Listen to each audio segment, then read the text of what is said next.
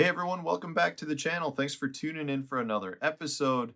For the next several months, no matter where you're at in the country, a buzzbait is probably going to be one of the baits that you should be thinking about using.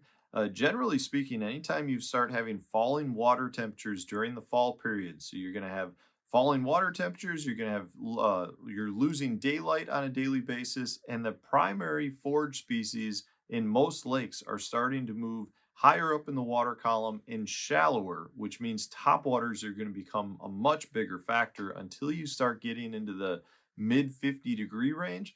And because of that, I love to throw buzz baits. A buzz bait to me is one of the best baits at allowing you to cover a ton of water, have the chance at catching a giant, and still puts a bunch of fish in the boat. During this time period, you've got a lot of fish that are in a fall transition. And when that happens, you have a lot of fish that are either alone or you have fish that are in small wolf packs of a couple of fish and they're roaming the banks. They are running up and down the banks. So it makes it harder to slow down and throw more of your finesse presentations. Generally speaking, you can have much better days on the water by covering a bunch of water and making as many casts as possible to put your bait in as many fish's face as possible. And that's where the buzzbait shines. It really is a great lure.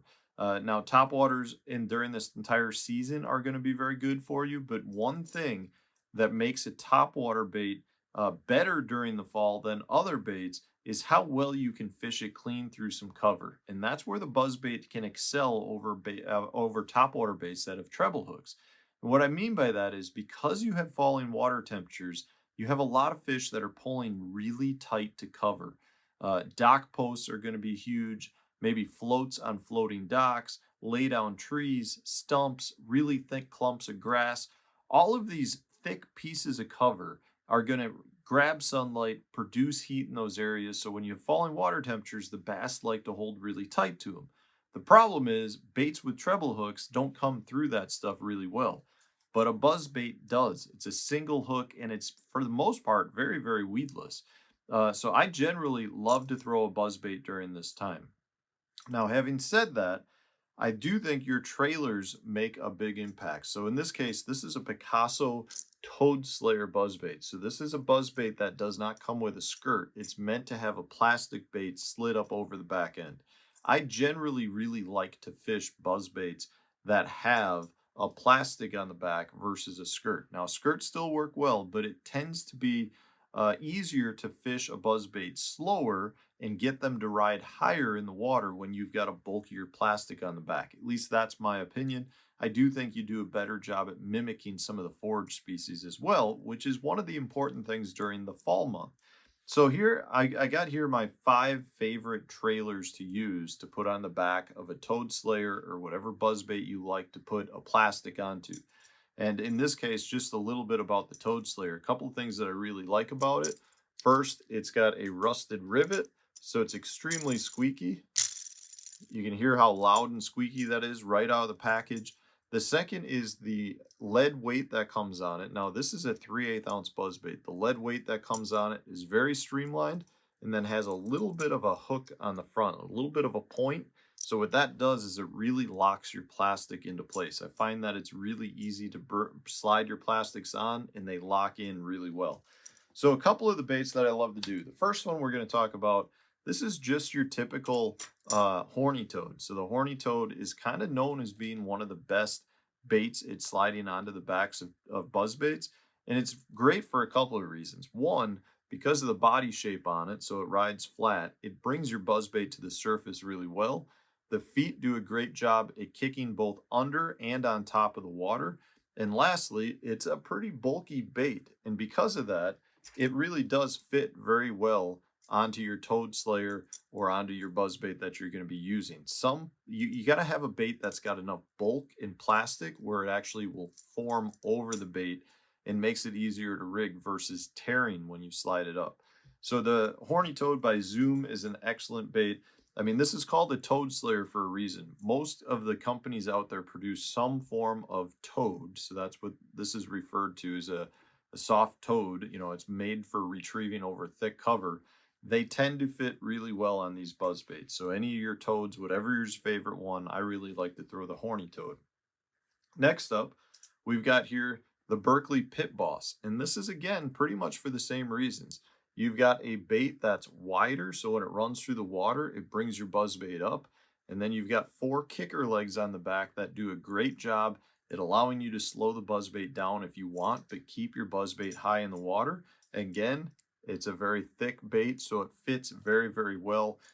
This is, again, one of my absolute favorite baits for throwing on the back of the Toad Slayer. So those are both more of what I would consider baits that optimize and allow you to perform your buzz, or allow your performance of the buzz bait to excel. They do a good job at mimicking, whatever the bait fish is around, but they're not truly straight bait fish mimicking baits, in my opinion. They actually just make your bait excel in terms of performance, which is awesome. If you're looking to mimic the bait fish that you're fishing around, I do like to throw boot tail swim baits, but I want a hard-bodied, solid-bodied swim bait, and one that's got tougher material. So the two that I like to use, this is a Reaction Innovation Skinny Dipper. The other is the Berkeley Power Bait Grass Pig. Both of these are tougher material. You can put on, I say, a Kitech swim bait. The problem is they're really soft and they tend to pull down the bait really well. If I'm talking about a bait that's a little bit harder, holds up better, that's where I like the Vixen, or the Skinny Dipper or the Grass Pig.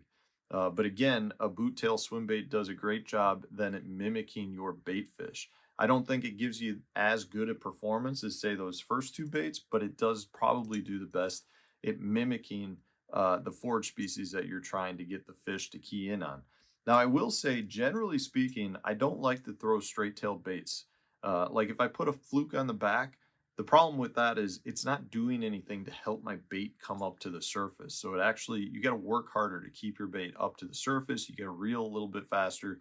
I like to have baits that do have some sort of flappers on the back or a boot tail on the back, because that will allow you to really, it creates drag in the water and allows you then to retrieve at a much slower pace if you want to do it. Now, if you want to speed up, you can still speed up with them.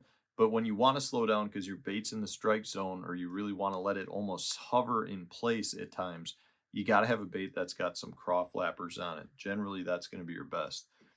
The next one that I really like is the Berkeley Power Bait, the Deal. Now, this bait does a fantastic job at mimicking the bait fish. It's got the best bait fish silhouette out of the ones that I've mentioned.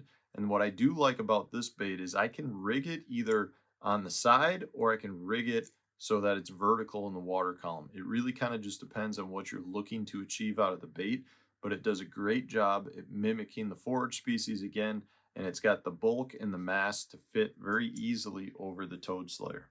Now, the last one kind of goes against what I was just saying. And this is for a very specific time and place where I like to do this. But I like to put a tube on the back of the Toad Slayer. Now, I wouldn't necessarily recommend just any tube. I do like to throw tubes. So this is the Mega Strike. This is their craw tube, as you can maybe see the eyeballs on it.